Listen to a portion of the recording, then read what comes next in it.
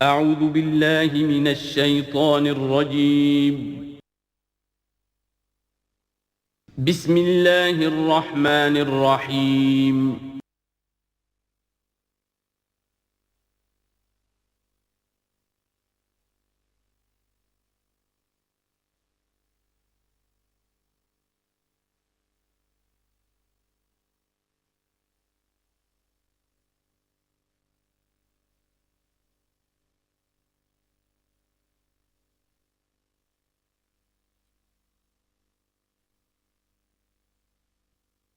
اعوذ باللہ من الشیطان الرجیم بسم اللہ الرحمن الرحیم الطلاق مرتان فامساک بمعروف او تسریح باحسان صدق اللہ العظیم۔ پچھلی نشست میں جو مضامین آئے تھے ان میں سے ایک کے بارے میں مجھے احساس ہوا کہ میں نے ایک بات شروع کی تھی لیکن نامکمل رہ گئی۔ آیت الاختلاف کے بارے میں نے عرض کیا تھا کہ وحدت ادیان کے فلسفے کا ایک جز صحیح ہے، ایک غلط ہے۔ صحیح جز کی وضاحت تو ہو گئی کہ یہ تمام جتنے بھی دنیا میں مذاہب ہیں اور دین ہیں یہ سب اسی دین حق سے نکلی ہوئی شاخیں ہیں۔ دین حق سے پگڈنڈیاں مڑی ہیں، صراط مستقیم سے پگڈنڈی مڑی ہے، کوئی بہت دور نکل گئی اور اس کا یوں سمجھیے کہ پہچانی ہوئی صورت بھی پہچانی نہیں جاتی، اتنی دور ہو گئی کہ اس کا اس دین حق کے ساتھ اب کوئی رشتہ نظر ہی نہیں آتا۔ کچھ اتنے دور نہیں ہوئے، قدرے قریب رہے، لیکن سب کی بنیاد ایک ہے۔ ظاہر بات ہے کہ حضرت آدم کی نسل سے بات شروع ہوئی ہے، حضرت آدم کی اولاد ایک ہی امت تھی۔ یہ تفرقے جو بھی ہوئے بعد میں ہوئے ہیں۔ تو وحدت ادیان اس اعتبار سے صحیح ہے کہ دنیا میں تمام ادیان، تمام نظام، تمام مذاہب جو ہیں وہ در حقیقت ایک ہی دین حق کی بگڑی ہوئی شکلیں ہیں، بدلی ہوئی شکلیں ہیں، لیکن اسی سے نکلی ہوئی شاخیں ہیں جنہوں نے شکلیں اپنی بدل لی ہیں۔ غلط حصہ یہ کہ اب جو یہ سب کچھ موجود ہے ان کو ایک کہنا یہ جہالت ہے۔ اب ان کو ظاہر بات ہے کہ ان کی شکلیں اتنی ہو چکی ہیں مختلف ایک دوسرے سے، اور اتنی ان میں تحریفات ہو چکی ہیں، اتنا تغیر و تبدل ہو چکا ہے کہ اب ان کو ایک کہنا موجودہ شکل میں یہ در حقیقت فتنہ ہے اور جہالت ہے۔ دوسری بات جو آخری مضمون آیا تھا 28ویں رکوع میں، دیکھیے اس کی ایک تمہید ہے، وہ سمجھ لیجئے۔ انسانی تمدن کا اہم ترین اور بنیادی ترین مسئلہ کیا ہے تمدن کا؟ ایک ہے انسانی زندگی کا مسئلہ۔ انسانی زندگی کا سب سے پہلا مسئلہ وہی ہے کہ جو حیوانی زندگی کا بھی ہے، اپنی مادی ضروریات، پیٹ کھانے کو مانگتا ہے، سب سے پہلے یہی ہے، اس میں کوئی شک نہیں۔ لیکن اس کے بعد جب دو انسان ملتے ہیں اور اس سے تمدن شروع ہوتا ہے، اس کا سب سے بڑا مسئلہ ہے انسان کی شہوت۔ اللہ نے دو جنسیں بنا دی ہیں، مرد ہیں، عورت ہیں، اور ان دونوں کے درمیان تعلق سے نسل آگے چلتی ہے۔ اب اس معاملے کو کیسے ہارنس کیا جائے، کیسے منظم کیا جائے، یہ جذبہ بہت پوٹنٹ ہے۔ جو فرائڈ نے کہا ہے، بس وہ یوں سمجھیے کہ ذرا زیادہ مرچ مسالہ لگا دیا، ورنہ اس میں کوئی شک نہیں کہ یہ بہت ہی پوٹنٹ جذبہ ہے انسان کا۔ انسٹنکٹ جو ہے، سیکس کا انسٹنکٹ، وہ بہت مضبوط ہے، بہت قوی ہے۔ لیکن جو شے جتنی قوی ہو اتنا ہی اسے پھر، جو گھوڑا جتنا منہ زور ہو اتنا ہی اس کو لگام دینا جو ہے وہ آسان نہیں ہوتا، اس کے لیے پھر مشقت کرنی پڑتی ہے۔ تو اب اگر تو اس سیکس کو اوپن کر دیا جاتا، کھلا سیکس، فری سیکس، آج کل یہ لفظ استعمال ہوتا ہے، فری سیکس، کیوس ہوتا، تمدن میں فساد ہو جاتا۔ اس کے لیے شادی کا معاملہ کہ ایک عورت کا ایک مرد کے ساتھ رشتہ رہے، سب کو معلوم ہو کہ یہ اس کی بیوی ہے، یہ اس کا شوہر ہے، تاکہ اس طریقے سے نسب کا معاملہ بھی چلے اور ایک خاندانی ادارہ وجود میں آئے۔ ورنہ تو خاندانی ادارہ بس کیسے وجود میں آئے گا؟ فری سیکس میں تو خاندانی ادارہ وجود میں آ ہی نہیں سکتا۔ تو شادی کا، نکاح کا یہ رشتہ جو ہے یہ اللہ تعالیٰ نے اختیار کیا اور یہ انسانوں کو سکھایا۔ اب اس میں مرد اور عورت کیا بالکل برابر ہیں؟ اس سے بڑی حماقت کوئی نہیں، اس لیے کہ کسی بھی ادارے کے دو برابر کے سربراہ نہیں ہو سکتے۔ اتنی موٹی بات ہے کہ اگر آپ کسی ایک محکمے کے دو ڈائریکٹر بنا دیں، بات غلط ہو جائے گی، خراب ہو جائے گی۔ ایک ڈائریکٹر، مینیجنگ ڈائریکٹر، دوسرے 10 ڈائریکٹر بنا دیجیے آپ، لیکن اوپر ایک ہوگا، جنرل مینیجر ایک ہوگا، ڈپٹی مینیجر 10 رکھ دیجیے۔ ہر ادارے میں اگر نظم قائم کرنا ہے تو ایک اوپر ٹاپ پر ہونا چاہیے۔ لہذا جب ایک مرد اور ایک عورت، مرد اور عورت انسان ہونے کے ناطے بالکل برابر ہیں، ایک ہی باپ کے نطفے سے بیٹا بھی ہے بیٹی بھی ہے، ایک ہی ماں کے رحم میں بھائی نے بھی پرورش پائی ہے اور بہن نے بھی، اس اعتبار سے وہ برابر ہیں شرف انسانیت میں، نوع انسانی کی حیثیت سے، human dignity and honour they share both equally, absolutely equally. لیکن جب ایک مرد اور ایک عورت مل کر خاندان کے بنیاد رکھتے ہیں تو اب یہ برابر نہیں رہے۔ جیسے انسان سب برابر ہیں لیکن چپڑاسی اور افسر برابر نہیں ہے، اس کے کچھ اور اختیارات ہیں، اس کے کچھ اور اختیارات ہیں، اس کے کچھ اور فرائض ہیں، اس کے کچھ اور فرائض ہیں۔ اس طریقے سے اس رشتے کے معاملے میں، اور یہ بھی نوٹ کر لیجئے کہ یہی وجہ اس قدر تفصیل کے ساتھ سب سے پہلے احکام قرآن میں دیے جا رہے ہیں اسی آئلی قوانین کے متعلق۔ لیکن تمدن کی جڑ بنیاد یہ ہے، یہاں سے خاندان بنتا ہے، اور خاندانوں کے اجتماع کا نام معاشرہ ہے۔ خاندان کا نظام، اب ہمارا پاکستانی جو معاشرہ ہے، اگر ہماری 14 کروڑ تعداد ہے اس وقت، 7 افراد ایک خاندان کے اگر آپ شمار کر لیں تو آپ سمجھیے اتنے خاندان ہماری دنیا میں اس وقت موجود ہیں، 2 کروڑ خاندان ہیں، ان خاندانوں پر مشتمل ہے۔ خاندان کا ادارہ مستحکم ہوگا، معاشرہ مستحکم ہو جائے گا۔ خاندان کے ادارے میں صلاح ہوگی، فلاح ہوگی، معاشرے میں صلاح و فلاح آئے گی۔ وہاں فتور ہوگا، فساد ہوگا، بے چینی ہوگی، ظلم ہوگا، ناانصافی ہوگی، وہاں کنفلکٹس ہوں گے، میاں اور بیوی میں جو ہے جھگڑے ہو رہے ہوں گے تو اولاد کی تو جو ہے پھر وہاں تربیت صحیح نہیں ہو سکتی، ان کی تربیت میں منفی چیزیں شامل ہو جائیں گی۔ تو یہ ساری چیزیں جس کی وجہ سے بڑی تفصیل سے قرآن مجید میں احکام دیے گئے ہیں، آئلی قوانین، ان میں جہاں تک یہ معاملات ہے، طلاق کا معاملہ ہے، اس میں برابر نہیں ہے۔ شادی کرنے میں عورت کو بھی حق ہے، وہ شادی سے انکار کر دے، جبر نہیں کیا جا سکتا۔ ایک مرتبہ وہ نکاح میں آ گئی ہے تو اب شوہر کا پلڑا بھاری ہے، شوہر اسے طلاق دے سکتا ہے، اگر ظلم کے ساتھ دے گا اللہ کے ہاں جواب دہی کرے گا اور پکڑ ہو جائے گی، لیکن اختیار ہے۔ وہ خود طلاق نہیں دے سکتی، البتہ طلاق حاصل کر سکتی ہے، خلا جسے ہم کہتے ہیں، وہ عدالت کے ذریعے سے، بڑوں کے ذریعے سے، رشتہ داروں کے ذریعے سے خلا کرے، لیکن طلاق دینے کا حق اس کو برابر نہیں ہے مرد کی طرح۔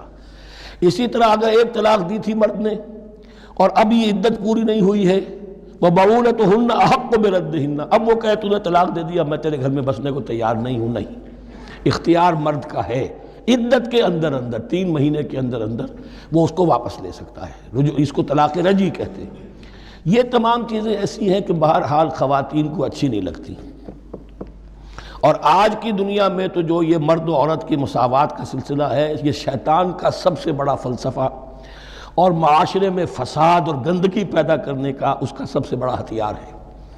اور اب جو کچھ رہی صحیح اقدار ہماری ایشیا کے ممالک جو ہیں، زیادہ تر مسلمان ممالک ہیں، ان میں خاندانی نظام کی جو بچی کھچی شکل رہ گئی ہے اس کو برباد کرنے کے لیے یہ قاہرہ کانفرنس اور بیجنگ کانفرنس، اس ایشیا کا گھیراؤ دونوں طرف سے، مشرق سے اور مغرب سے، کہ عورت کو آزاد کرو، عورت کو اٹھاؤ، ایمینسیپیشن کے نام پر، آزادی کے نام پر، اور مرد و عورت کی مساوات کے نام پر، تاکہ خاندانی نظام ٹوٹ کر رہ جائے، جیسے کہ ان کے ہاں ٹوٹ چکا ہے خاندانی نظام نے۔ یہ کلنٹن صاحب نے کہا تھا اپنے سال 9 کے میسج میں کہ عنقریب ہماری قوم، امریکن نیشن، بہت جلد اس کی اکثریت حرام زادوں پر مشتمل ہوگی، born out of wedlock, وہ کسی شادی کے نکاح کے نتیجے میں کوئی وجود میں نہیں آئے ہیں، زنا کے نتیجے میں وجود آئی بھی قوم ہوگی۔ 1 پیرنٹ فیملی رہ گئی ہے، ماں ہی باپ ہے اور وہی ماں ہے، اور وہ دونوں وہ جانتے ہی نہیں۔ اب وہاں بڑی ایک مہم اٹھ رہی ہے کہ ہر انسان کا حق ہے کہ اسے معلوم ہو کہ میرا باپ کون ہے۔ وہاں تو بہت سے لوگ پتہ ہی باپ کون ہے میرا، کیا پتہ۔ یہ تباہی ہے جو اس معاشرے پر آ چکی ہے، اور ہمارے ہاں بھی لوگ اسی معاشرے کی نقالی پر چل رہے ہیں۔ اور یہ نظریہ مساوات مرد و زن جو ہے، یہ بہت ہی یوں سمجھیے کہ تابناک اور بہت اچھے الفاظ کے ساتھ سامنے آ رہا ہے۔ البتہ اس کا دوسرا رخ بھی ہے، اسلام نے عورت کو جو حقوق دیے ہیں بدقسمتی سے ہم مسلمانوں نے وہ بھی ان کو نہیں دیے۔ اس کی وجہ یہ ہے کہ ہمارے اوپر ہمارا ہانٹ کر رہا ہے ہمارا ہندوانہ پس منظر۔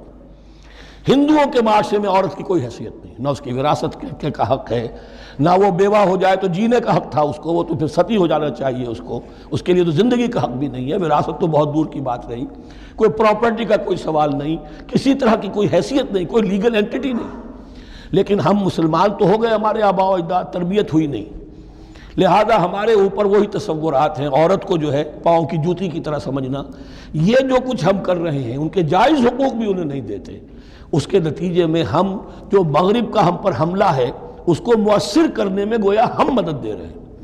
اگر ہم اپنی خواتین کو وہ حقوق نہیں دیں گے، اگر ان کے لیے جو اللہ نے جو مقرر کیا ہے وہ انہیں نہیں دیا جائے گا، تو ظاہر بات ہے کہ رد عمل میں پھر جو یہ نعرے ہیں اور بڑے خوشنما جو دعوت اٹھتی ہے وہ لازماً انہیں کھینچ کر لے جائے گی۔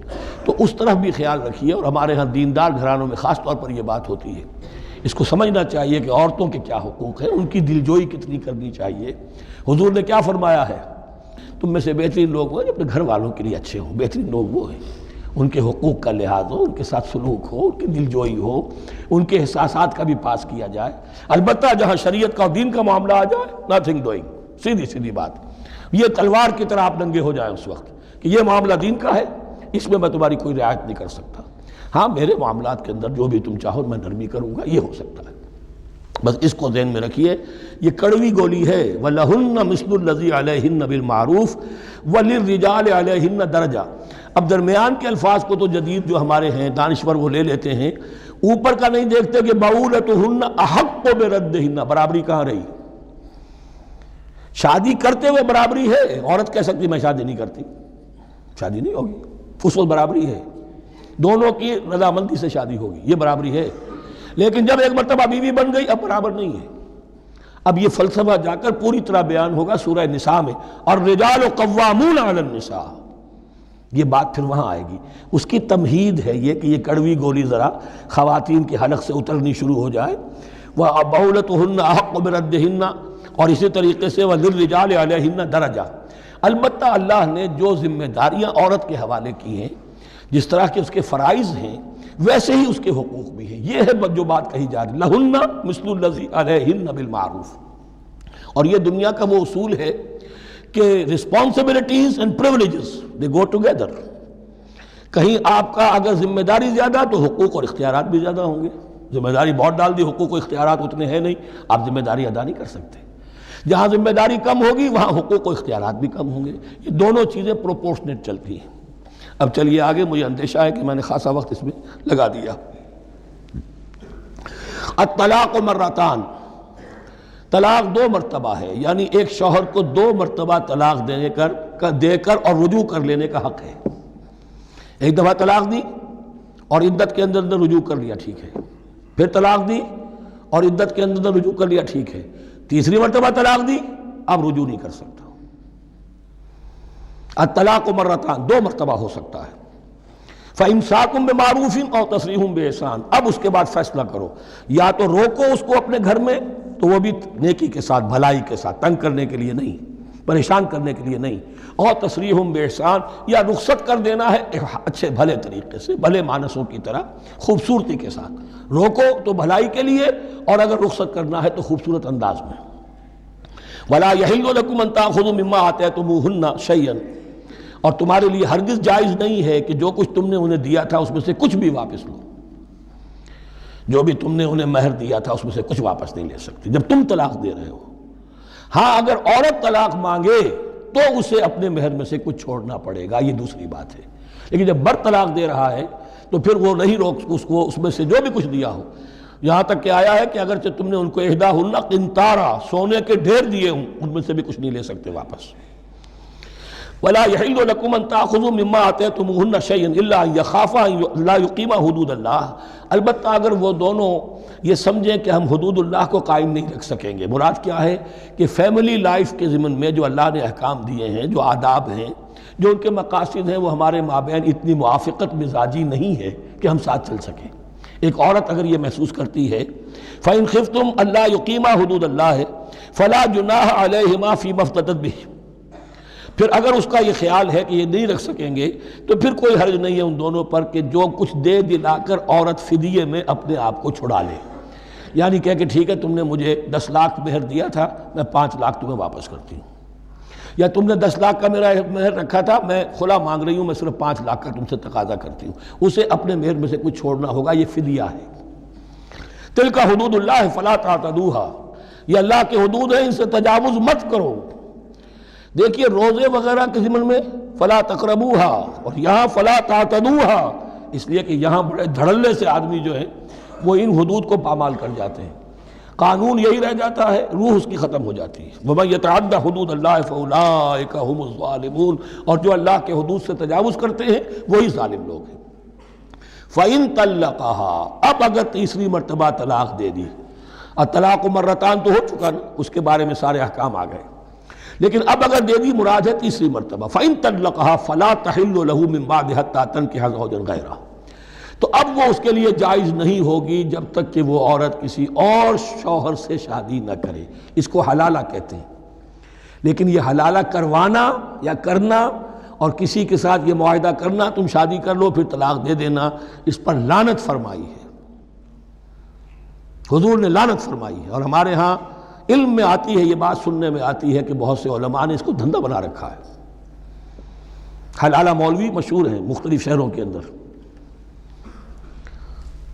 فَإِن طَلَّقَهَا فَلَا تَحِلُّ لَهُ مِن بَعْدُ حَتَّى تَنكِحَ زَوْجًا غَيْرَهُ فَإِن طَلَّقَهَا، پھر اگر وہ بھی دوسری شادی کی دوسری جگہ پر، اس عورت نے اس شوہر سے بھی نہیں بنی، اس نے بھی طلاق دے دی، فَلَا جُنَاحَ عَلَيْهِمَا أَن يَتَرَاجَعَا، تو اب کوئی گناہ نہیں ہوگا ان دونوں پر کہ وہ رجوع کر لیں، پہلے سابق شوہر سے شادی کر لیں۔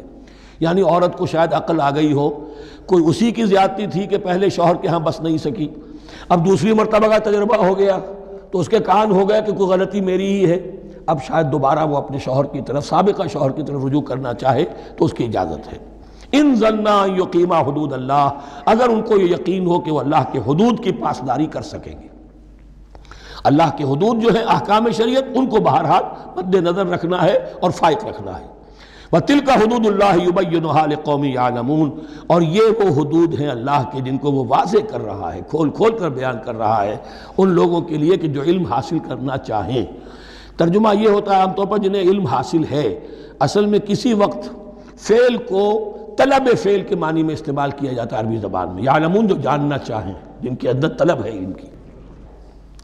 وَإِذَا طَلَّقْتُمُ النِّسَاءَ فَبَلَغْنَ أَجَلَهُنَّ، تو جب تم لوگ اپنی بیویوں کو طلاق دو اور پھر وہ اپنی عدت پوری کر لیں، فَأَمْسِكُوهُنَّ بِمَعْرُوفٍ أَوْ سَرِّحُوهُنَّ بِمَعْرُوفٍ، تو اب چاہو تو روکو انہیں لیکن معروف طریقے سے، اور چاہو تو انہیں رخصت کر دو وہ بھی اچھے طریقے پر۔ وَلَا تُمْسِكُوهُنَّ ضِرَارًا لِتَعْتَدُوا، اور دیکھو ایسا نہ کرو کہ تم روکو انہیں تنگ کرنے کے لیے۔ اچھا ذرا اس کی میں اور خبر لوں گا رجوع کر کے، ذرا اگر تو طلاق ہو گئی تو آزاد ہو جائے گی، غصہ اتنا چڑھا ہوا ہے کہ ابھی وہ غصہ ٹھنڈا نہیں ہوا ہے، رجوع کر رہا ہے اس لیے کہ اسے اور پریشان کروں، اسے اور تکلیفیں پہنچاؤں، تو اب یہ کیا ہوا، قانون تو اجازت دے رہا ہے لیکن تم نے قانون کا مذاق اڑایا، تم نے اللہ کی دی ہوئی اس اجازت کا ناجائز استعمال کیا۔ ہاں اگر بسانے کا واقعی ارادہ ہو گیا ہے تو ضرور تم رجوع کر لو، رجوع کا حق تمہیں ہے، لیکن اگر یہ نہیں ہے، پریشان کرنا ہے، فَلَا تُمْسِكُوهُنَّ وَلَا تُمْسِكُوهُنَّ ضِرَارًا لِتَعْتَدُوا، ضدم زدہ ان پر زیادتی کرنے کے لیے، ستانے کے لیے۔ وَمَنْ يَفْعَلْ ذَلِكَ فَقَدْ ظَلَمَ نَفْسَهُ، اور جو کوئی بھی یہ کام کرے گا اس نے اپنی جان پر ظلم ڈھایا۔ وَلَا تَتَّخِذُوا آیَاتِ اللَّهِ هُزُوًا، اور دیکھو اللہ کی آیات کو مذاق اور کھیل نہ بنا لو، ٹھٹھا نہ بنا لو۔ یہ اچھی طرح جان لیجئے، لا از لا and there can be law which has no flaw. Flawless law is impossible. اس لیے تقوی، اللہ کا خوف ہر جگہ پر بار بار، ورنہ تم اللہ کی شریعت کا تماشا بنا دو گے، ٹھٹھا بنا دو گے۔ وَلَا تَتَّخِذُوا آیَاتِ اللَّهِ هُزُوًا وَاذْكُرُوا نِعْمَتَ اللَّهِ عَلَيْكُمْ، اور یاد کرو، ذکر کرو، شعور کرو اللہ کے انعامات کا جو تم پر ہوئے ہیں۔ وَمَا أَنزَلَ عَلَيْكُمْ مِنَ الْكِتَابِ وَالْحِكْمَةِ، اور جو اس نے نازل فرما دی ہے تم پر اپنی کتاب، اپنی شریعت اور حکمت، یعظکم بہ، اس کے ذریعے سے تمہیں نصیحت کر رہا ہے، سیدھا راستہ بتا رہا ہے۔ واتقوا اللہ، اللہ کا تقوی اختیار کرو۔ وَاعْلَمُوا أَنَّ اللَّهَ بِكُلِّ شَيْءٍ عَلِيمٌ، اور جان لو کہ اللہ تعالیٰ کو ہر چیز کا حقیقی علم حاصل ہے۔ وَإِذَا طَلَّقْتُمُ النِّسَاءَ فَبَلَغْنَ أَجَلَهُنَّ فَلَا تَعْضُلُوهُنَّ أَن يَنكِحْنَ أَزْوَاجَهُنَّ إِذَا تَرَاضَوْا بَيْنَهُم بِالْمَعْرُوفِ، اور جب تم اپنی عورتوں کو طلاق دے دو پھر وہ اپنی عدت پوری کر لیں تو مت آڑے آؤ اس میں کہ وہ عورتیں پھر نکاح کر لیں اپنے سابق ازواج سے، اذا تراضوا بینہم بالمعروف، جبکہ وہ آپس میں رضامند ہو جائیں بھلے طریقے پر۔ یعنی اگر طلاق مغلظ نہیں ہے، دیکھیے ایک طلاق ہوتی ہے بائن، پہلی طلاق دوسری طلاق، یہ جب تک عدت ختم نہیں ہوئی طلاق رجعی کہلاتی ہے، اس کے دوران شوہر کو رجوع کرنے کا حق ہے۔ عدت پوری ہو گئی، اب یہ بائن ہو گئی، اب شوہر اور بیوی کا جو رشتہ ہے ٹوٹ گیا۔ اب اگر نکاح ہوگا تو دوبارہ ہوگا، اس میں عورت کی مرضی کو دخل ہے، عدت کے اندر عورت کی مرضی کو دخل نہیں ہے، لیکن عدت کے بعد اب عورت کو اختیار ہے، اب تو نکاح ثانی ہوگا سوائے طلاق مغلظ کے۔ تیسری طلاق اگر ہو گئی ہے تو پھر جب تک اس کا نکاح کسی اور سے نہ ہو جائے، وہ بھی طلاق دے دے، تو ان کے درمیان نکاح نہیں ہو سکتا۔ گویا کہ یہ دو طلاقوں کے بعد اگر پھر یہ لوگ جب کہ طلاق بائن ہو چکی ہو، وہی عورت وہی مرد پھر نکاح کرنا چاہیں تو اب تم آڑے مت آؤ۔ ہوتا کیا ہے، عورت کے بھائی ہیں، اب انہیں غصہ چڑھا ہوا، اس بدماش نے یہ کچھ کیا تھا، اس نے تمہیں ایسے ایسے ستایا تھا، اس نے یہ کیا تھا، اب تمہیں ہم شادی نہیں کرنے دیں گے اس کے ساتھ، نہیں، یہ کام تمہارا نہیں ہے۔ اگر وہ اذا تراضوا بینہم، اگر وہ باہم راضی ہو جائیں تو تم اب ان کے آڑے مت آؤ، بالمعروف، ذالک یوعظ بہ من کان منکم یؤمن باللہ والیوم الآخر، یہ وہ چیزیں ہیں جن کی نصیحت کی جا رہی ہے تم میں سے ان کو جو واقعتاً ایمان رکھتے ہو اللہ پر اور یوم آخر پر۔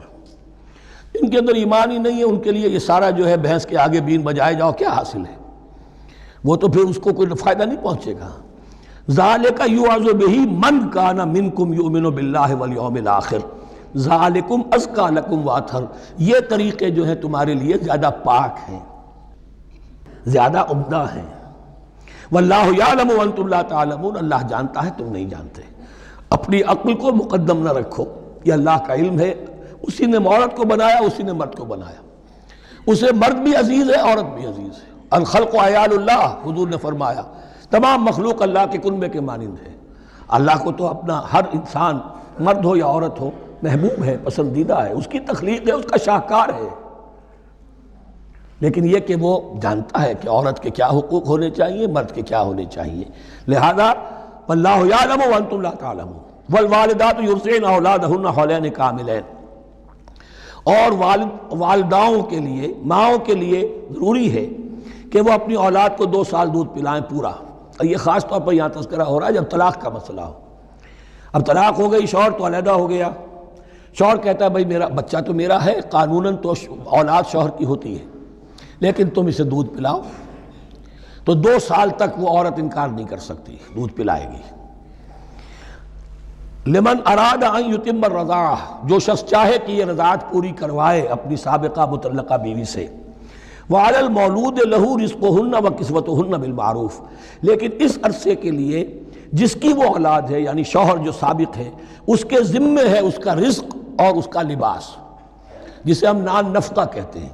2 سال اگر اس نے دودھ پلانا ہے اس ماں نے، مطلقہ ماں نے، اپنے طلاق دینے والے شوہر کے بیٹے کو یا بیٹی کو، تو اب اس عرصے کے دوران اس کا نان نفقہ اس کے ذمے ہے، باپ کے ذمے ہے، بالمعروف، بڑے طریقے سے۔ یعنی یہ کہ ایسا نہ ہو کہ ہے تو کروڑ پتی، لیکن اب وہ اس کو بیوی کو مطلقہ کو وہ دینا چاہے نان نفقہ اپنی خادماؤں کی طرح کا، نہیں، وہ ہونا چاہیے معروف طریقے پر۔ لا تکلف نفس الا وسعها، کسی پر ذمہ داری نہیں ڈالی جاتی مگر اس کی وسعت کے مطابق۔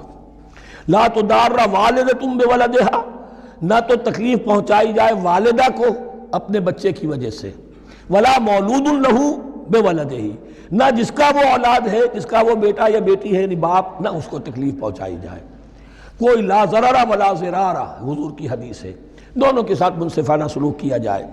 وعلی الوارث مثل ذلک، اب فرض کیجئے وہ شخص جو تھا طلاق دینے والا وہ تو مر گیا، تو وارث کے ذمے، اس کا جو وارث ہے اس کے ذمے نان نفقہ رہے گا، اس کے اپنے مرحوم والد کی اگر اولاد اس کی کسی مطلقہ بیوی کے پاس ہے 2 سال تک دودھ پلانے کے لیے۔ فَإِنْ أَرَادَا فِصَالًا، اب یہ بھی ہو سکتا ہے کہ وہ دونوں جو ہیں کہے کہ سب میں تو دودھ نہیں پلاتی، یا یہ کہ وہ شوہر چاہے ان تراض منہما، دونوں راضی ہو جائیں کہ میں دودھ نہیں پلواتی، آپ دودھ چھڑوا دیجئے، وتشاور، آپس میں رضامندی اور مشورت سے، فلا جناح علیہما، اس میں بھی کوئی حرج نہیں۔ اگر دودھ چھڑوانا چاہیں، وہ کسی اور سے دودھ پلوانا چاہتے ہیں، کوئی دایا رکھ لی ہے اس سے دودھ پلوانا چاہتا ہے، ٹھیک ہے، لیکن ہونا چاہیے جبر نہ ہو، ماں پر جبر نہ ہو۔ ان تراض منہما، دونوں کی رضامندی سے، وتشاور، اور مشورے سے، فلا جناح علیہما، تو پھر ان دونوں پر کوئی حرج نہیں ہے۔ وَإِنْ أَرَدْتُمْ أَن تَسْتَرْضِعُوا أَوْلَادَكُمْ فَلَا جُنَاحَ عَلَيْكُمْ، اگر تم چاہو کسی اور سے اب دودھ پلوانا، رضاعت کروانا، تو اس میں بھی کوئی حرج نہیں۔ فَلَا جُنَاحَ عَلَيْكُمْ إِذَا سَلَّمْتُمْ مَا آتَيْتُمْ بِالْمَعْرُوفِ، جبکہ ان کی ماں، اس کی ماں کو تم دے چکو جو کچھ کہ تم نے طے کیا تھا معروف اور بھلے طریقے پر. واتقوا اللہ، اور اللہ کا تقوی اختیار کرو. وَاعْلَمُوا أَنَّ اللَّهَ بِمَا تَعْمَلُونَ بَصِيرٌ، اور جان لو کہ جو کچھ تم کر رہے ہو اللہ اسے دیکھ رہا ہے. وَالَّذِينَ يُتَوَفَّوْنَ مِنْكُمْ وَيَذَرُونَ أَزْوَاجًا، اور وہ کہ جو تم میں سے وفات پا جائیں اور وہ چھوڑ جائیں بیویاں. يَتَرَبَّصْنَ بِأَنفُسِهِنَّ، اب یہ عدت جو تھی، ایک تھی طلاق کی عدت، وہ 3 ماہواریاں آ جانا، 3 مہینے اندازن، اور ایک ہے جو فوت ہو گیا. اور بیوہ کی عدت کیا ہے؟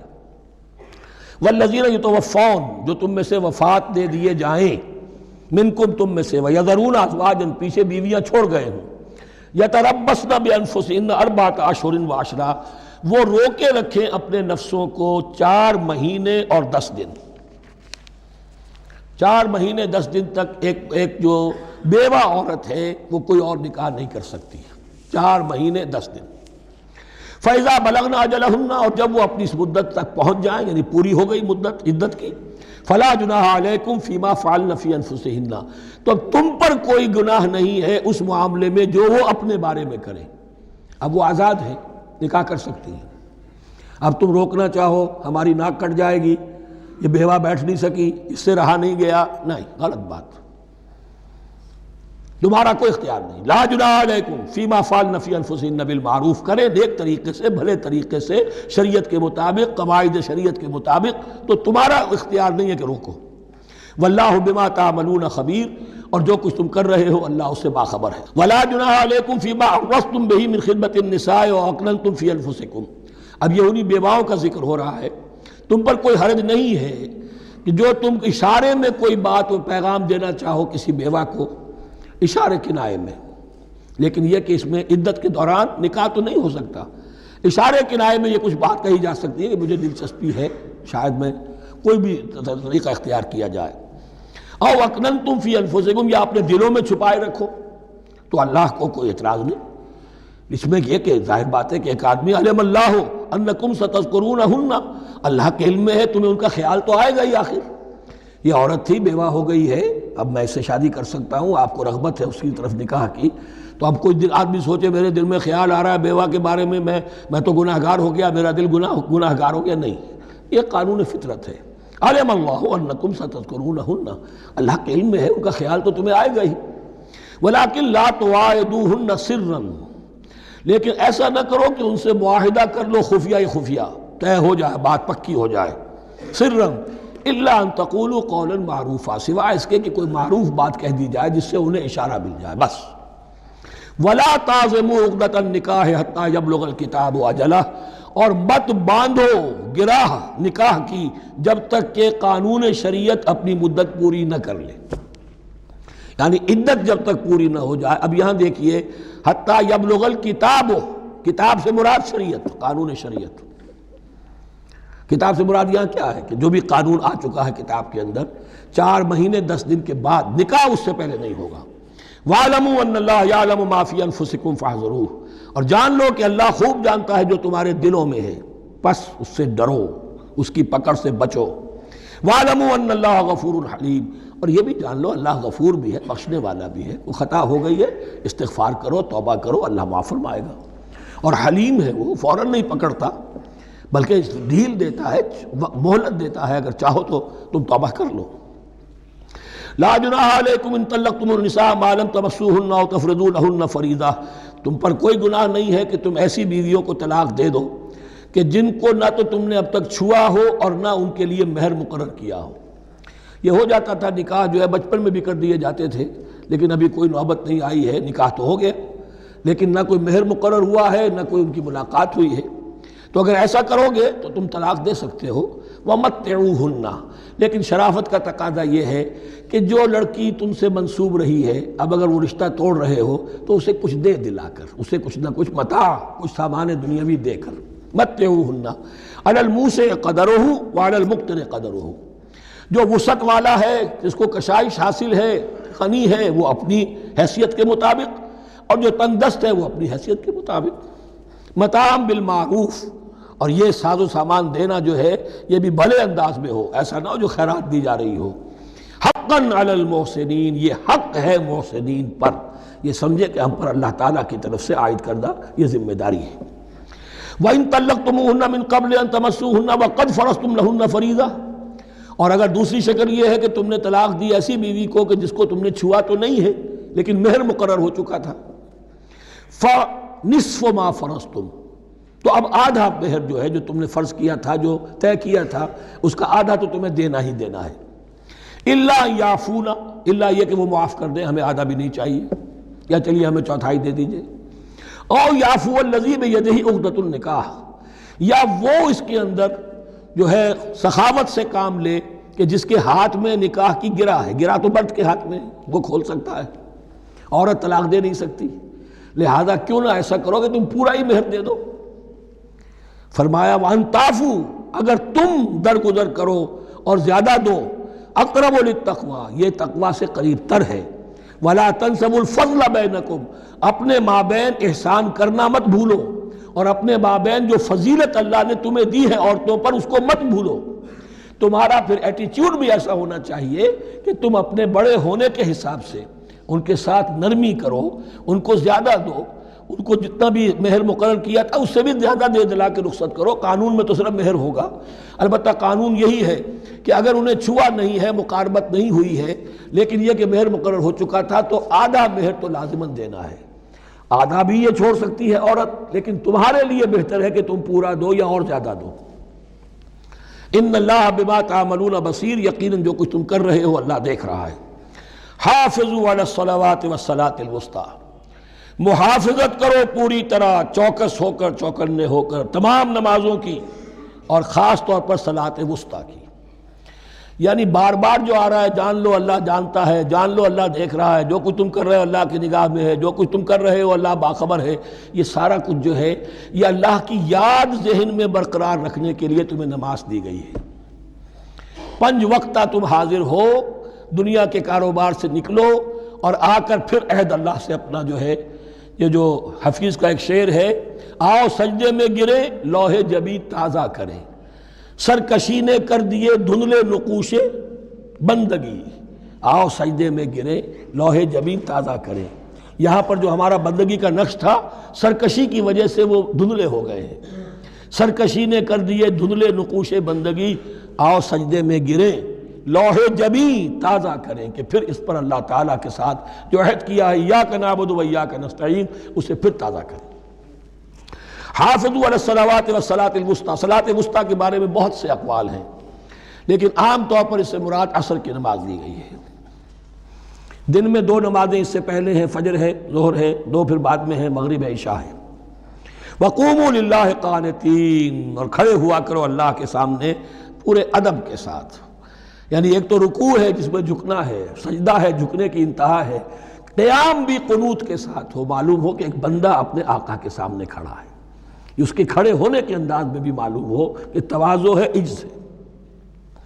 فَإِنْ خِفْتُمْ فَرِجَالًا أَوْ رُكْبَانًا، اور اگر تم خوف کی حالت میں ہو تو چاہے پیادہ چلتے ہوئے، سفر کرتے ہوئے، دشمن پیچھا کر رہا ہے، آپ کہیں جا رہے ہیں تو چاہے اب رکیں گے نماز پڑھیں گے تو وہ تعاقب میں قریب آ جائے گا، تو رجالن چلتے ہوئے، یا کہیں جلدی جانا ہے اور وہاں پر ابھی فوری طور پر حملہ کرنا ہے تو اس میں یہ ہے کہ جنگ کی حالت میں یہ رعایتیں ہیں، چلتے ہوئے اور رکبانہ یا سوار ہونے کی حالت میں بھی نماز پڑھی جا سکتی ہے۔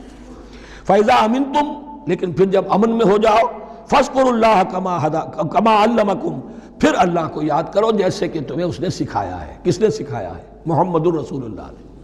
صلو کما رأیتمونی اصلی، نماز پڑھو جیسے کہ تم مجھے دیکھتے ہو میں نماز پڑھتا ہوں۔ وہ ہے اللہ کا سکھایا ہوا، اس لیے کہ یہ بھی ثابت ہے روایات سے کہ حضرت جبرائیل نے آ کر حضور کو نماز پڑھائی ہے، 2 دن پڑھائی ہے۔ ایک دن 5 نمازیں اول وقت میں پڑھائیں، دوسرے دن 5 نمازیں آخری وقت میں پڑھائیں، اور بتا دیا کہ ان نمازوں کا وقت ان اوقات کے دوران ہے۔ تو معلم جو ہے حضور کے نماز کے معاملے میں حضرت جبرائیل ہے، اور اب حضور جو ہے پوری امت کے لیے معلم ہے۔ فَإِذَا أَمِنْتُمْ فَاذْكُرُوا اللَّهَ كَمَا عَلَّمَكُمْ مَا لَمْ تَكُونُوا تَعْلَمُونَ، جو تم نہیں جانتے تھے اللہ نے تمہیں سکھایا ہے۔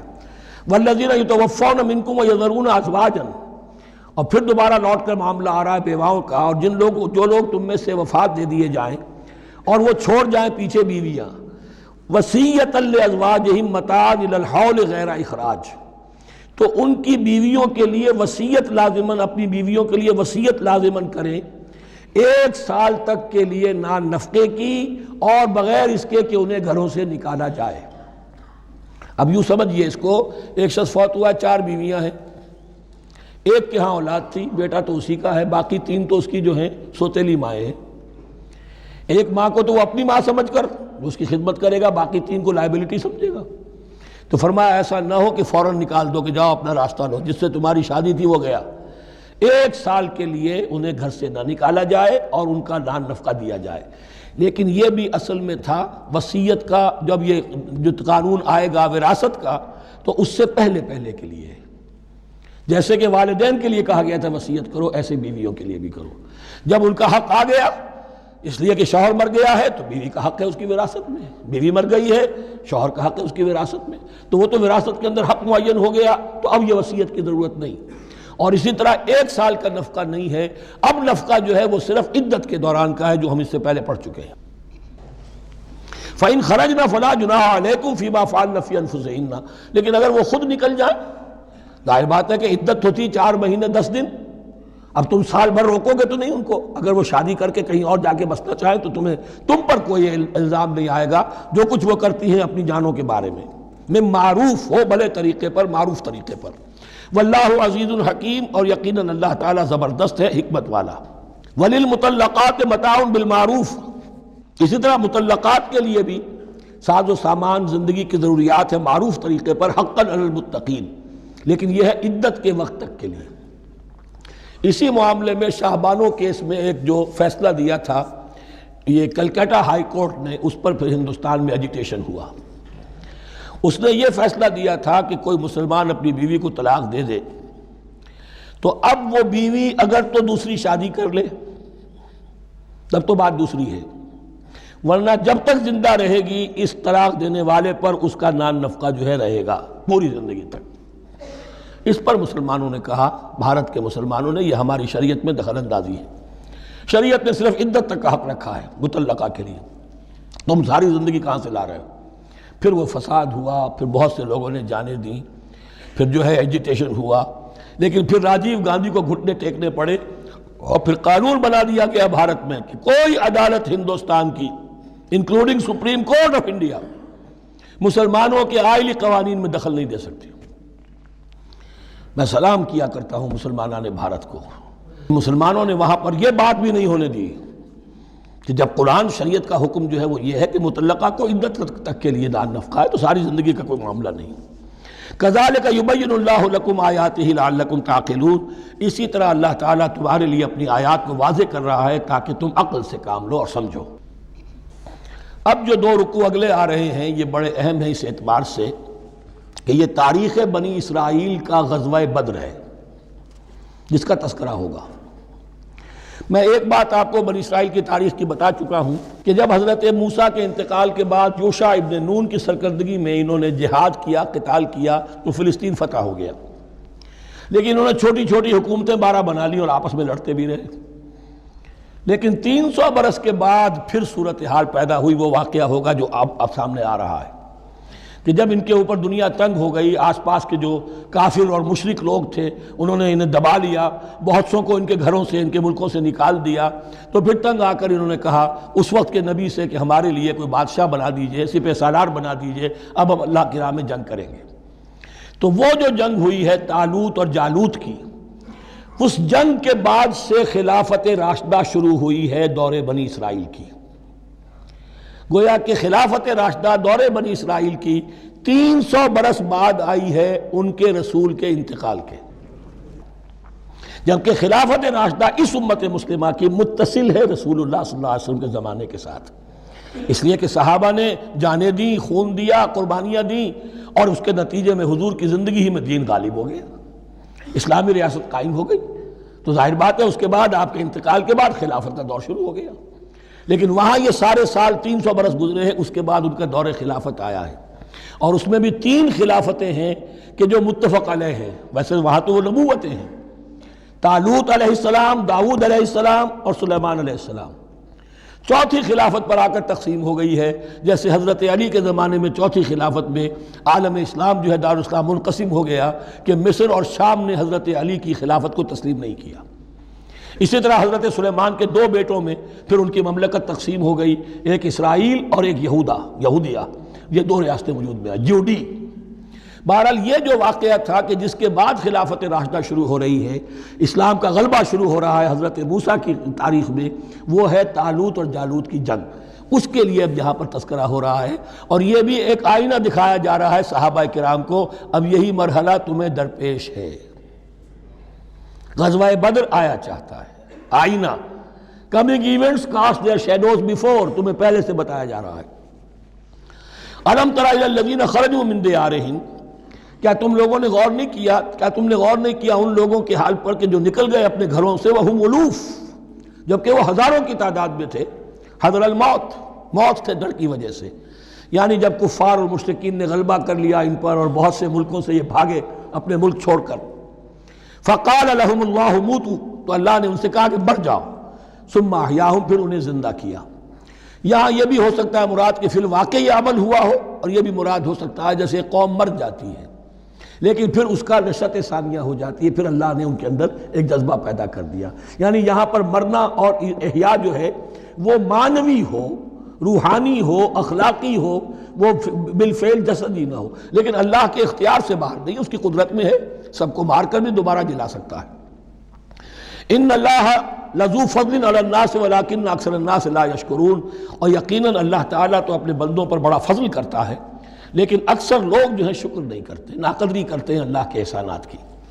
لیکن اب وہ غزوہ بدر جو ہے ان کا سابقہ امت مسلمہ کا، اس کا حال بیان کرنے سے پہلے مسلمانوں سے گفتگو ہو رہی، اس لیے کہ ہے تو ساری ان کے لیے، ان کی ہدایت کے لیے۔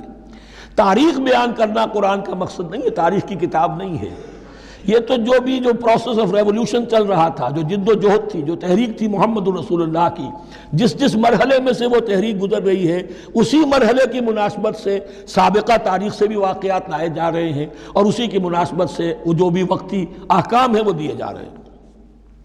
وَقَاتِلُوا فِي سَبِيلِ اللَّهِ وَاعْلَمُوا أَنَّ اللَّهَ سَمِيعٌ عَلِيمٌ، اور جنگ کرو اللہ کے راستے میں، اور جان لو اللہ تعالیٰ سب کچھ سننے والا اور جاننے والا ہے۔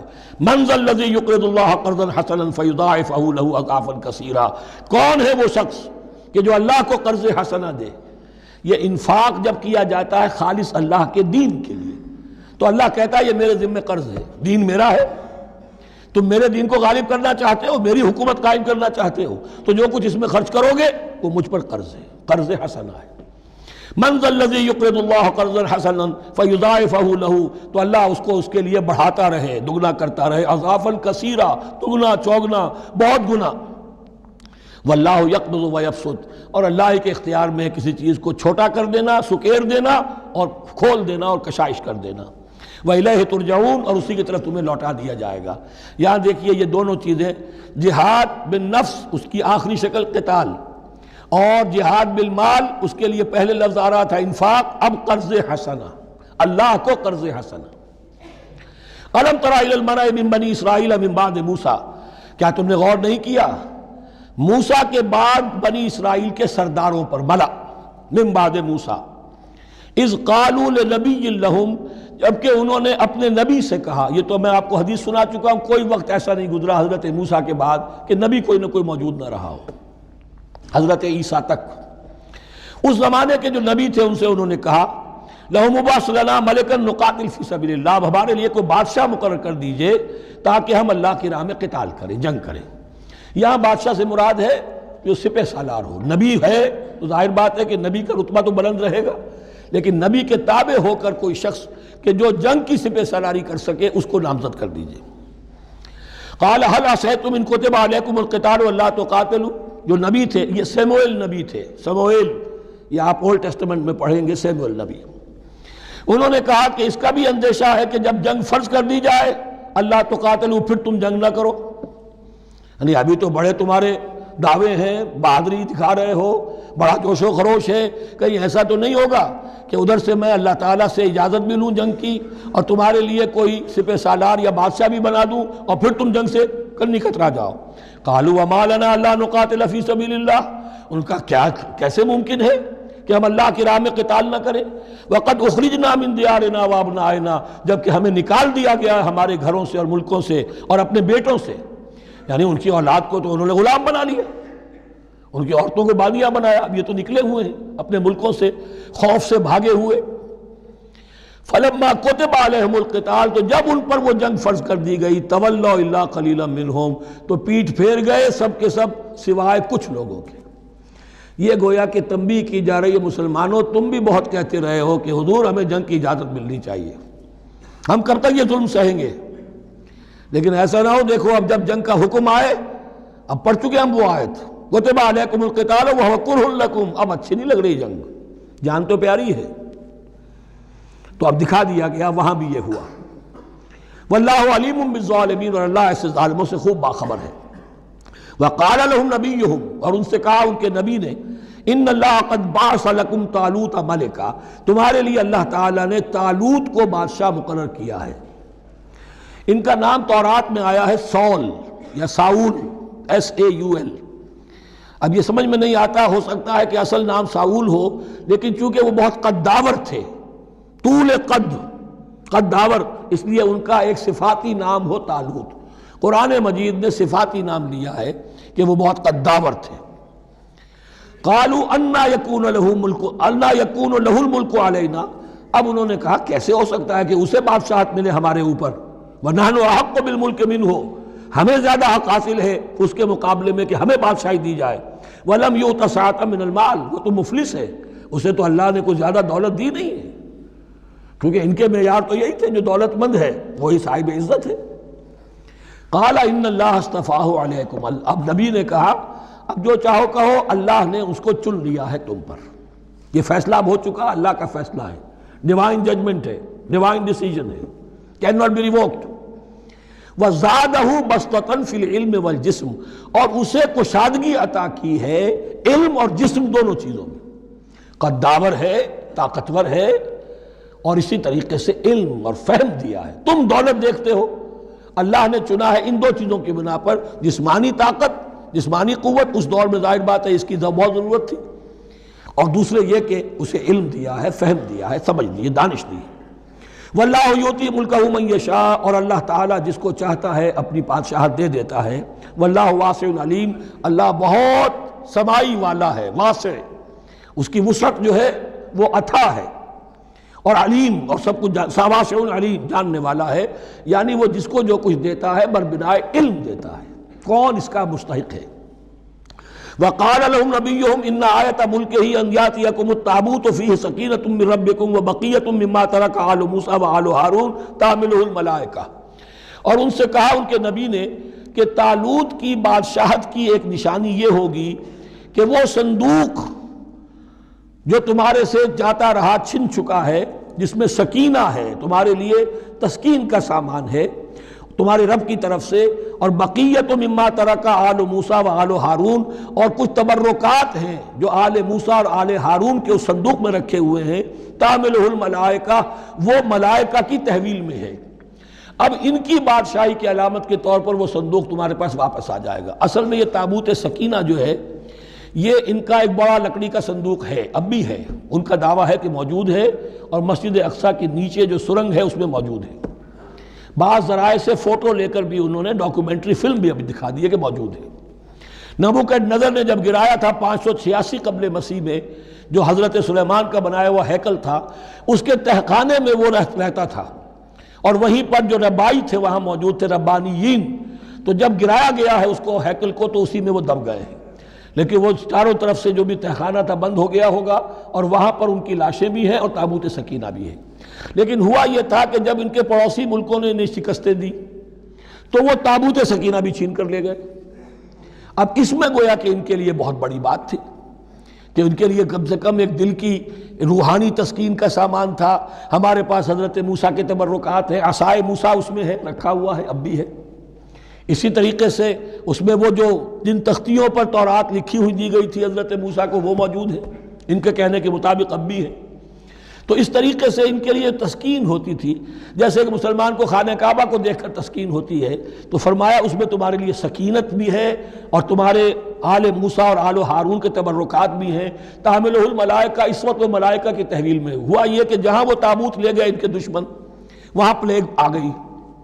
انہوں نے سمجھا کوئی نحوست ہے اس کے اندر جس کی وجہ سے پلیگ آ گئی ہے، انہوں نے ایک چھکڑے کے اوپر اس کو رکھا اور بیلوں کو ہانک دیا، جاؤ جدھر جانا ہے۔ تو حضرت سموئیل نے ان سے کہا کہ طالوت کا اللہ کی طرف سے نامزد کیے جانا ایک علامت اس کی یہ ہوگی کہ وہ تمہاری تسکین کا سامان جو تم سے چھن گیا تھا ان کے عہد عمارت میں یا ان کے عہد ملوکیت میں تمہیں واپس مل جائے گا، اور وہ فرشتوں کی تحویل میں ہے۔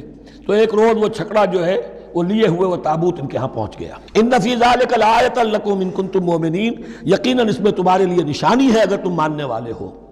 فلما فصل طالوت بالجنود، اب جب حضرت طالوت اپنے لشکروں کو لے کر چلے، ان میں سے جو لوگ تو انکار کر گئے رہ گئے، جو لوگ چلے ساتھ ان کو لے کر چلے۔ قال ان اللہ مبتلیکم بنہر، انہوں نے فرمایا اپنے لشکر والوں سے اللہ تعالیٰ تمہاری ایک آزمائش کرے گا ایک نہر سے، دریا سے، یہی جو ہے جارڈن ریور جارڈن، اس کو کراس کر کے پھر حملہ کرنا تھا۔ فمن شرب منہ فلیس منی، جو اس میں سے پیٹ بھر کر پانی پیے گا وہ مجھ میں سے نہیں ہے۔ ومن لم یطعمہ فإنہ منی، جو اس میں سے پانی نہیں پیے گا وہ میرا ساتھی ہے۔ الا من اغترف غرفۃ بیدہ، سوائے اس کے کہ کوئی صرف اپنے چلو سے اور وہ کچھ وہ ایک گھونٹ لے لے۔ یہ اصل میں ہر کمانڈر کے لیے ضروری ہوتا ہے کہ کسی بھی بڑی جنگ سے پہلے اپنے ساتھیوں کا مورال دیکھے، ڈسپلن کی حالت دیکھے۔ تو جیسے حضور نے بھی غزوہ بدر سے قبل مشاورت کی تھی کہ مسلمانوں ایک لشکر آ رہا ہے جنوب سے کیل کانٹے سے لیس، اور ایک قافلہ آ رہا ہے شمال سے، اور اللہ نے ان دو میں سے ایک کا وعدہ کیا تمہیں ضرور ملے گا، بتاؤ کدھر چلیں۔ اندازہ ہو گیا کچھ لوگ جو کمزوری دکھا رہے تھے انہوں نے کہا چلیں جی پہلے قافلہ لوٹ لیں، اور جو لوگ تھے باہمت انہوں نے کہا جو حضور آپ کی ارادہ جو آپ کا منشا ہو۔ تو یہاں بھی انہوں نے اس سے ٹیسٹ کیا ہے کہ آیا وہ میرے حکم کی پابندی کرتے ہیں یا نہیں کرتے۔ فشربوا منہ، تو ان سب نے بہتوں نے پیا اس میں سے خوب جی بھر کر، الا قلیلا منہم، سوائے ان میں سے بہت کم تعداد میں۔ فلما جاوزہ ہوا والذین آمنوا معہ، تو جب گزرے اس دریا کے پار اترے وہ اور وہ لوگ جو ان کے ساتھ ساتھی اب اہل ایمان رہ گئے تھے، یعنی پہلی سکریننگ پہلے ہو چکی تھی جو قتال ہی کے منکر ہو گئے تھے، اور اس کے بعد دوسری ہو گئی ہے کہ جو اس چھلنی میں سے نہیں نکل سکے، وہ پانی پی کر بے سدھ ہو گئے۔ یہ ایسا ہی ہے جیسے غزوہ احد میں حضور صلی اللہ علیہ وسلم کے ساتھ 1000 آدمی مدینے سے نکلے تھے اور پھر عین وقت پر 300 آدمی ساتھ چھوڑ کر چلے گئے۔ تو جب انہوں نے دریا پار کر لیا انہوں نے اور ان کے ساتھی اہل ایمان نے، قالوا لا طاقت لنا اليوم بجالوت وجنودہ، تو انہوں نے کہا کہ ہمارے اندر تو واقعتاً طاقت نہیں ہے کہ ہم جالوت کا اور اس کے لشکروں کا مقابلہ کر سکیں۔ یہ گولیت جس کو کہتے ہیں جالوت، یہ بڑا قوی ہیکل انسان تھا، اور اس کا جو زرہ بختر تھا وہ اتنا پورا جسم ڈھکا ہوا کہ سوائے آنکھ کے سوراخ کے اور کچھ نہیں تھا اس میں، جو نظر ہی نہیں آتا تھا۔ تو اس نے مبارزت کی اور کوئی بھی مقابلے پر نہیں آ رہا تھا۔ قال الذين يظنون انهم ملاقو الله كم من فئة قليلة غلبت فئة كثيرة باذن الله، تو کہا ان لوگوں نے جو یقین رکھتے تھے کہ اللہ سے ملاقات کرنی ہے کہ کئی مرتبہ ایسا ہوا ہے، کتنی مرتبہ ایسا ہوا ہے کہ چھوٹی جماعت غالب آ گئی ہے بڑی جماعت پر اللہ کے حکم سے، یعنی آگے بڑھو، ہمت کرو، اپنی جو ہے کم ہمتی کا ثبوت نہ دو، اللہ تعالیٰ کی نصرت سے اللہ کی مدد سے تمہیں فتح حاصل ہو جائے گی۔ واللہ مع الصابرین، اللہ تو صابروں کے ساتھ ہے۔ وَلَمَّا بَرَزُوا لِجَالُوتَ وَجُنُودِهِ، تو جب وہ سامنے آئے جالوت اور اس کے لشکروں کے، برزا ظاہر ہو جانا، سامنے آمنے سامنے آ جانا، اب ادھر ان کا لشکر ہے طالوت علیہ السلام کا اور ادھر وہ جالوت کا لشکر ہے۔ قالوا، اب انہوں نے دعا کی، ربنا افرغ علینا صبرا، اے اللہ ہم پر صبر انڈھیل دے۔ یہ افرغ کا لفظ ہوتا ہے کسی برتن سے پانی اس طرح گرا دینا کسی کے اوپر کہ وہ برتن خالی ہو جائے، گھڑوں پانی ڈال دینا یا کچھ اور برتن میں سے۔ افرغ علینا صبرا، ہم پر صبر انڈھیل دے، صبر کی بارش فرما دے۔ ربنا افرغ علینا صبرا وثبت اقدامنا، اور ہمارے قدموں کو جما دے، وانصرنا علی القوم الکافرین، اور ہماری مدد فرما ان کافروں کے مقابلے میں۔ یہی دعا گویا کہ تلقین کی جا رہی ہے اہل ایمان کو کہ جب بدر کے موقع پر تمہارا مقابلہ ہوگا تو تمہیں یہ دعا کرنی چاہیے۔ فَهَزَمُوهُمْ بِإِذْنِ اللَّهِ، تو انہوں نے بھگا دیا ان کو اللہ کے حکم سے، اللہ کے اذن سے، اللہ کی مشیت سے۔ وقتل داود و جالوتا، اور قتل کیا جالوت کو داود نے۔ یہ داود جو ہے تورات سے معلوم ہوتا گڈریے تھے، جنگلوں میں رہتے تھے اپنی بھیڑیں بکریاں لے کر، اور ان کے پاس ایک گوپیا ہوتا تھا، اس گوپیے کے اندر پتھر رکھ کر اس کو گھما کر وہ مارتے تھے، لیکن نشانہ اتنا صحیح تھا کہ اس سے وہ کہتے تھے کہ میں شیروں کے جبڑے توڑ دیتا ہوں۔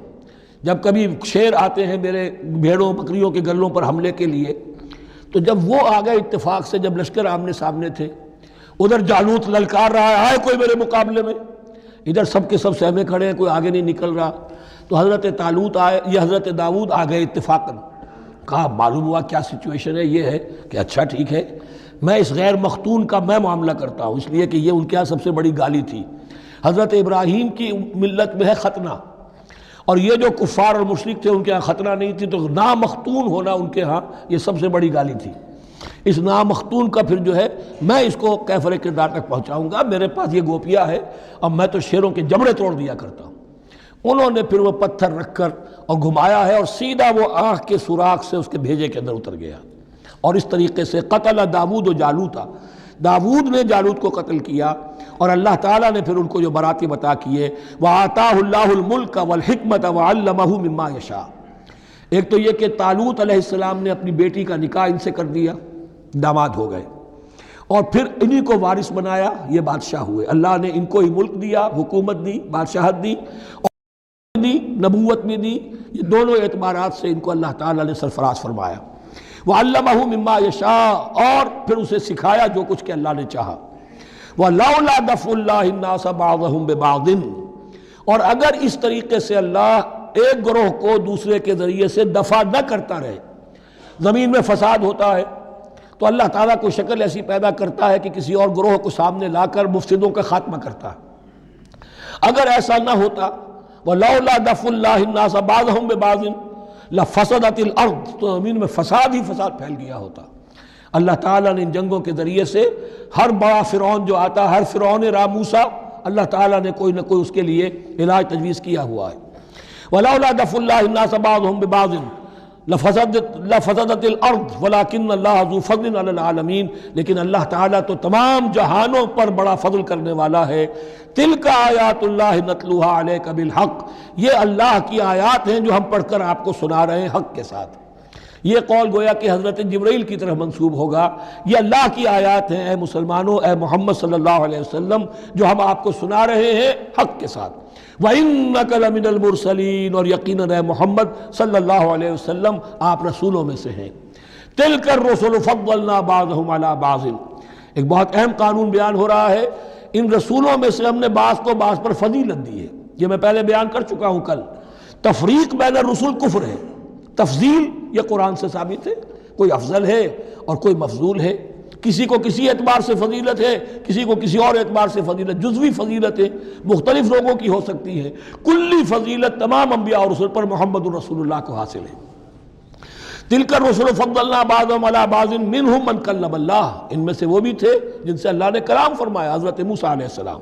ورفع بعضهم درجات، اور بعضوں کے اور کسی اعتبار سے درجات بڑھا دیے۔ وآتینا عیسیٰ ابن مریم، اور ہم نے عیسیٰ ابن مریم کو البینات بڑے کھلے معجزے دیے۔ وأیدناہ بروح القدس، اور ان کی مدد فرمائی حضرت جبرائیل کے ساتھ۔ وَلَوْ شَاءَ اللَّهُ مَا اقْتَتَلَ الَّذِينَ مِن بَعْدِهِمْ مِن بَعْدِ مَا جَاءَتْهُمُ الْبَيِّنَاتُ، لیکن اللہ چاہتا تو یہ آپس میں نہ لڑتے جھگڑتے، نہ یہودیوں کی آپس میں جنگیں ہوتی، نہ یہودیوں اور نصرانیوں کی ہوتی، نہ نصرانیوں کے فرقے ایک دوسرے سے لڑتے۔ وَلَوْ شَاءَ اللَّهُ مَا اقْتَتَلَ الَّذِينَ مِن بَعْدِهِمْ مِن بَعْدِ مَا جَاءَتْهُمُ الْبَيِّنَاتُ، اس کے بعد کہ ان کے پاس واضح تعلیمات آ چکی تھیں۔ وَلَٰكِنِ اخْتَلَفُوا، لیکن انہوں نے اختلاف کیا۔ فَمِنْهُمْ مَنْ آمَنَ وَمِنْهُمْ مَنْ كَفَرَ، ان میں وہ بھی ہیں جو ایمان لے آئیں گے اور ان میں وہ بھی ہیں جو کفر پر اڑ گئے ہیں۔ وَلَوْ شَاءَ اللَّهُ مَا اقْتَتَلُوا، اگر اللہ چاہتا ان پر لازم کر دیتا، یعنی جبراً تکوینی طور پر، تو اختلاف نہ کرتے، جھگڑتے نہ۔ ولیکن اللہ یفعل ما یرید، لیکن اللہ تو کرتا ہے جو چاہتا ہے۔ اللہ نے جو دنیا کو اس حکمت پر بنایا ہے کہ یہ دنیا کی زندگی آزمائش ہے، آزمائش کے لیے آزادی دی ہے، تو جو شخص غلط راستے پر جانا چاہے اسے آزادی ہے، جو صحیح راستے پر آنا چاہے اسے آزادی ہے۔ بارک اللہ لی ولکم فی القرآن العظیم ونفعنی وإیاکم بالآیات والذکر الحکیم۔